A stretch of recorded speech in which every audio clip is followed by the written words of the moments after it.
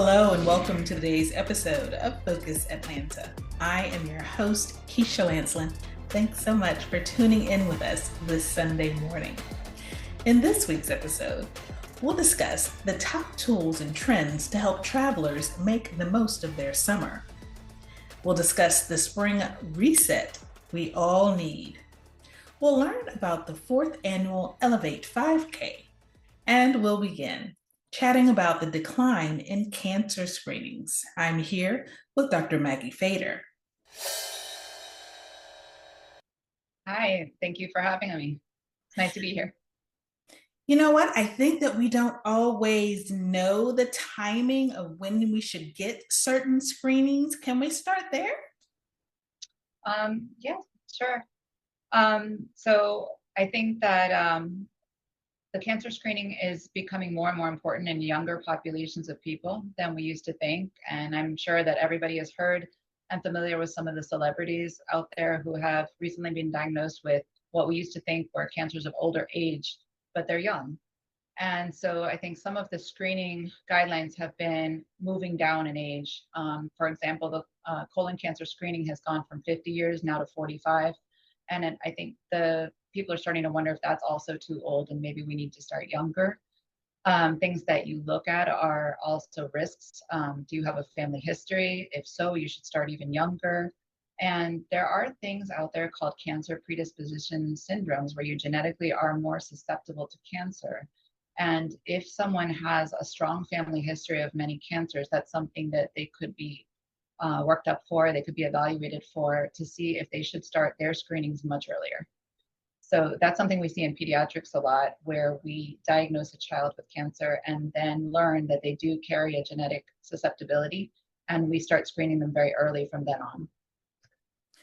Can we talk a little bit about how, I guess, early detection, how important early detection is in, I guess, in every cancer that we're screening for? But can we talk about the weight of that? Yes, early detection is really important in what I do. I'm in pediatric oncology, and because children normally don't get cancer, they're very different than adults.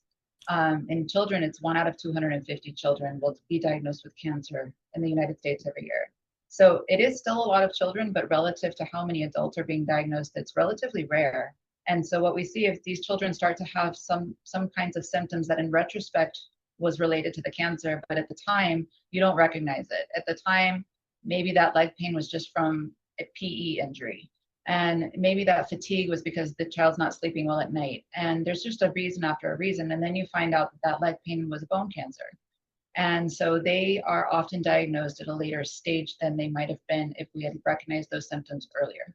So early detection, when you're talking about any person with cancer, is really important because the cure rate is much, much higher if you detect the cancer early. So that is why screening is important, and that's why early recognition of symptoms is important.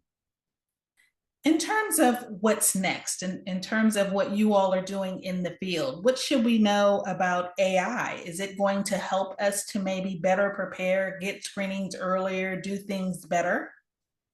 I think, yes, I think technology is going to be our friend, hopefully.